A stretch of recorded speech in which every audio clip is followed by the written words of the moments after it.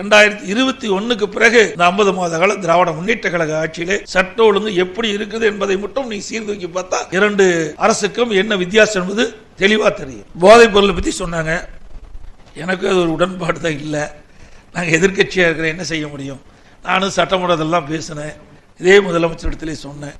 போதைப் பொருள் அதிகமாக இருக்குது, வெளி மாநிலத்திலிருந்து வருதுன்னு சொன்னாங்க. வெளி மாநிலத்திலிருந்து எந்தெந்த பகுதியில் வருதோ அங்கெல்லாம் சரியான கண்காணிப்பை ஏற்படுத்தி அங்கங்க பரிசோதனை செய்து வாகனத்தை நம்முடைய மாநிலத்துக்கு அதை அனுமதி கொடுத்தால் அந்தந்த பகுதியிலே போதைப் பொருள் தடுக்கலாம் என்றெல்லாம் சொன்னேன். பள்ளிக்கரியில கல்லூரிக்கரியில கஞ்சா விற்பனை செய்ததாக 2348 பேர் கண்டறியப்பட்டது. கைது செய்தது 140 பேர். எப்படி போதைப் பொருளை தடுக்க முடியும்? அப்பெல்லாம் யாருன்னு நீங்களே முடிவு செஞ்சீங்க.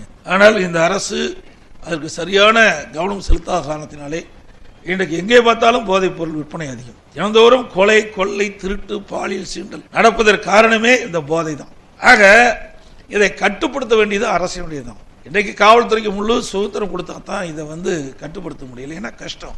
இது எப்படி சொல்றதுன்னே எனக்கு புரியல. ஏன்னா இந்த இடத்துல எல்லா பலதரப்பட்ட மக்கள் வந்திருக்கிறீங்க. இது சொன்னா அரசியல் ஆயிரும். 2021க்கு முந்தி எப்படி இருந்தது, 2021க்கு பிறகு இந்த 50 மாத கால திராவிட முன்னேற்ற கழக ஆட்சியிலே சட்ட ஒழுங்கு எப்படி இருக்குது என்பதை மட்டும் நீ சீர்தூக்கி பார்த்தா இரண்டு அரசுக்கும் என்ன வித்தியாசம் என்பது தெளிவா தெரியும். ஆகவேதான் இது மிக மிக ஒரு கொடியது. அதை இந்த அரசு இரும்பு கரம் கொண்டு அடக்க வேண்டும் என்று நீங்களும் எண்ணுகிறீர்கள், நானும் எண்ணுகின்றோம். நடக்கும் என்று எதிர்பார்க்கின்றோம். நடக்காவிட்டால் அடுத்த ஆண்டு எங்களுடைய அரசு அமைகின்ற பொழுது நிச்சயமாக இதற்கு இரும்பு கரம் கொண்டு அடக்கவே